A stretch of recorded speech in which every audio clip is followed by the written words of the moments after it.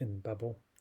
So I have a database of products, and each product has a list of tags on it, and I have some tags, and I can filter by tags.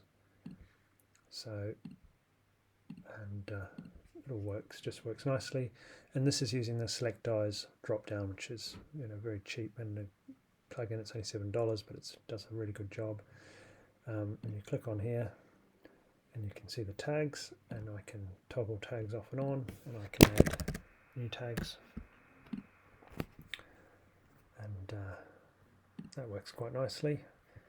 And the way that works in the background is on my products, I have a list of tags. So it's products, and it has a list of tags, and a tag is just an item, a thing with a name.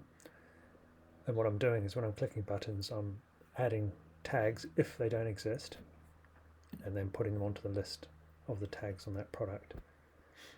And that's what's happening in the workflows here. If there's a tag already exists, add it, and add it onto the list of that product's tags. And at the end of the day, you can make a quite nice little tagging system.